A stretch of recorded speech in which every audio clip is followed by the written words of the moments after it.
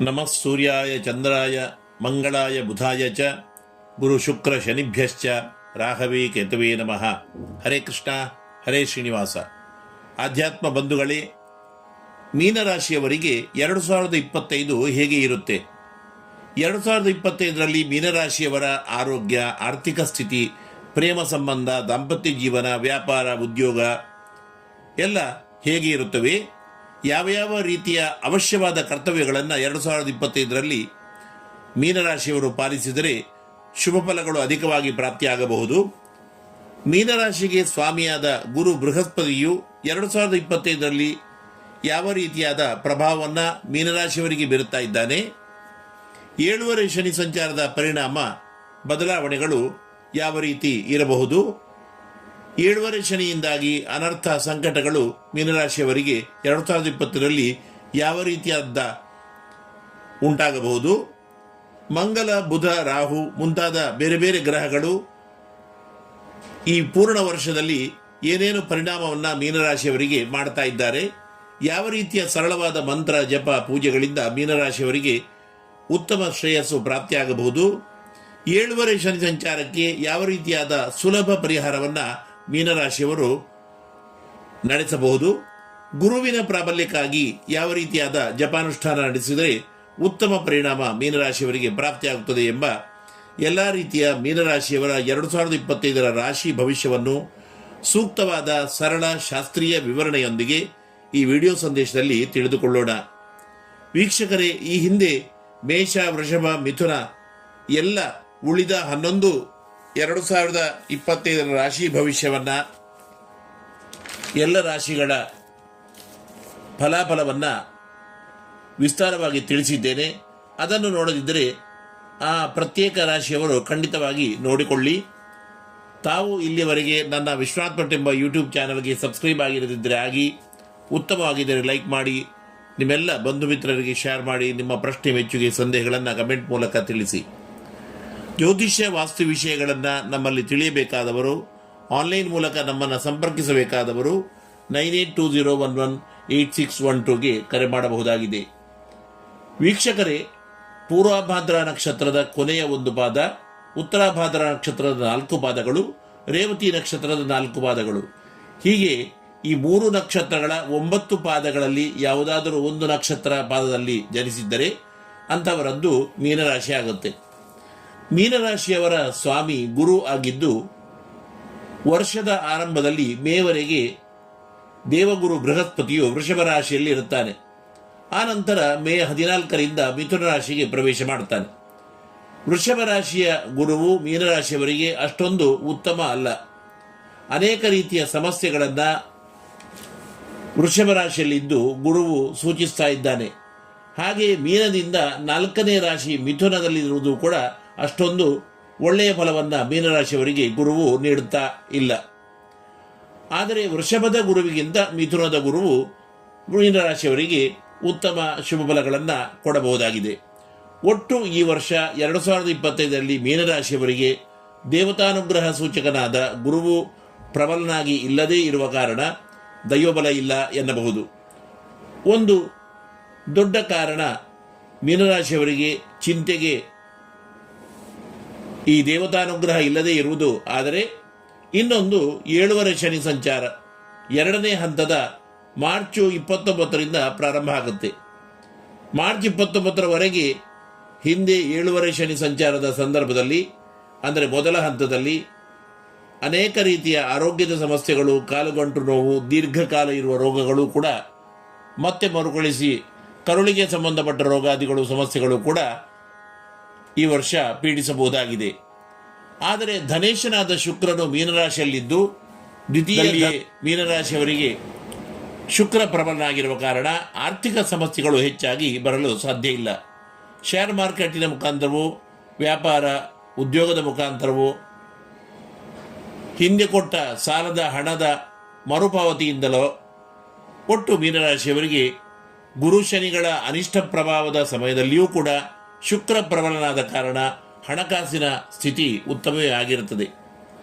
ಮೀನರಾಶಿಯವರಿಗೆ 2025ರಲ್ಲಿ ಆಗುವಂತಹ ದೊಡ್ಡ ತೊಂದರೆ, ಸಮಸ್ಯೆ ಯಾವುದೆಂದರೆ ಬುದ್ಧಿಯಲ್ಲಿ ಚಾಂಚಲ್ಯ, ಯಾವುದೇ ನಿರ್ಧಾರವನ್ನು ಮಾಡಲು ಆಗದೇ ಇರುವುದು, ಯಾವುದನ್ನು ಮಾಡಬೇಕು ಯಾವುದನ್ನು ಮಾಡಬಾರದು ಎಂಬ ನಿರ್ಧಾರವನ್ನೇ ಶನಿಗುರುಗಳ ದುಷ್ಪ್ರಭಾವದಿಂದ ಮಾಡಲು ಮೀನರಾಶಿಯವರಿಗೆ ಸಾಧ್ಯ ಆಗ್ತಾ ಇಲ್ಲ. ಪಾರ್ಟ್ನರ್ಶಿಪ್ನ ಮೂಲಕ ಯಾವುದೇ ವ್ಯಾಪಾರ ವ್ಯವಹಾರ ಮಾಡಲು ಉದ್ಯುಕ್ತರಾದರೆ ಖಂಡಿತವಾಗಿ ನಷ್ಟ ಆಗಬಹುದು. ಹೊಸ ದೊಡ್ಡ ಉದ್ಯೋಗ ವ್ಯಾಪಾರ ವ್ಯವಹಾರಗಳನ್ನು ಮೀನರಾಶಿಯವರು 2025ರಲ್ಲಿ ಪ್ರಾರಂಭ ಮಾಡುವುದು ಬೇಡ. ಒಂದು ವೇಳೆ ಹೊಸ ವ್ಯಾಪಾರ ಪ್ರಾರಂಭಿಸಿದರೂ ಅದರ ಲಾಭ 2025 ನವೆಂಬರ್ನಿಂದಲೇ ಬರುವ ಸಾಧ್ಯತೆಗಳಿವೆ. ವರ್ಷ ಮಧ್ಯದ ಮೇ ಜೂನ್ ತಿಂಗಳುಗಳು ವಿಶೇಷ ಶುಭ ಫಲಗಳು ಈ ಸಮಯದಲ್ಲಿ ಬರುತ್ತಿದ್ದು, ಆರೋಗ್ಯದಲ್ಲಿ ಸುಧಾರಣೆ, ಕುಟುಂಬದಲ್ಲಿ ಶುಭ ವಾರ್ತೆ, ಮಂಗಲ ಕಾರ್ಯಗಳಲ್ಲಿ ಭಾಗಿಯಾಗುವ ಯೋಗವು ಕೂಡ ಇದೆ. ಉದ್ಯೋಗ ಮಾಡುವವರಿಗೆ ಪ್ರಮೋಷನ್ ಕೂಡ ಈ ಸಮಯದಲ್ಲಿ ಸಿಗಲು ಸಾಧ್ಯ ಇದೆ. ದೊಡ್ಡ ವ್ಯಾಪಾರಿಗಳಿಗೆ ವಿಶೇಷ ಲಾಭ ಸೂಚನೆ ಇದೆ. ಇನ್ನು ವಿದ್ವಾಂಸರಿಗೆ, ಕಲಾವಿದರಿಗೆ, ಬೇರೆ ಬೇರೆ ವೃತ್ತಿ ಮಾಡತಕ್ಕಂಥ ವೈದ್ಯ ವೃತ್ತಿಯನ್ನು ಮಾಡುವ ಎಲ್ಲರಿಗೂ ಕೂಡ ವಿಶೇಷವಾದ ಶುಭ ಫಲಗಳು ಈ ಸಂದರ್ಭದಲ್ಲಿ ತೋರ್ತಾ ಇವೆ. ಅನಿರೀಕ್ಷಿತವಾದ ಧನ ಪ್ರಾಪ್ತಿಯೂ ಕೂಡ, ಆತ್ಮೀಯ ಮಿತ್ರರ ಬಂಧುಗಳ ವಿಶೇಷ ಸಹಕಾರ ದೊರಕುವ ಯೋಗವು ಕೂಡ ಈ ಸಮಯದಲ್ಲಿ ಮೀನರಾಶಿಯವರಿಗೆ ಪ್ರಾಪ್ತಿಯಾಗುತ್ತದೆ. ಜುಲೈ ಆಗಸ್ಟ್ ತಿಂಗಳಲ್ಲಿ ಹಣದ ವ್ಯವಹಾರದಲ್ಲಿ ಮೋಸ ಹೋಗುವ ಅವಕಾಶ ಇದೆ. ಯಾರಾದರೂ ಅವರು ಮಿತ್ರರೇ ಆಗಿರಲಿ, ಮನೆಯವರೇ ಆಗಿರಲಿ, ಆ ಸ್ಕೀಮು ಈ ಸ್ಕೀಮು ಅಂತ ನಿಮ್ಮಲ್ಲಿ ಬಂದರೆ ಬಹುವಾದ ಲಾಭ ಇದೆ ಅಂತ ಹೇಳಿದರೆ ನೀವು ಖಂಡಿತ ಅವರನ್ನು ನಂಬಿ ಮೋಸ ಹೋಗಬೇಡಿ. ಹಣಕಾಸಿನ ವಿಚಾರದಲ್ಲಿ ಬಹಳ ಜಾಗೃತಿ ವಹಿಸಿ. ಸೆಪ್ಟೆಂಬರ್ ತಿಂಗಳಲ್ಲಿ ಮನೆಗೆ ಬೇಕಾದ ಹೊಸ ಹೊಸ ವಸ್ತುಗಳನ್ನು ಖರೀದಿಸುವ ಯೋಗ ಮೀನರಾಶಿಯವರಿಗೆ ಇದೆ. ಮನೆ ಅರ್ಧ ಆಗಿದ್ದರೆ ಪೂರ್ಣ ಆಗುವ ಯೋಗವು ಕೂಡ ಈ ಸಂದರ್ಭದಲ್ಲಿ ಇದೆ.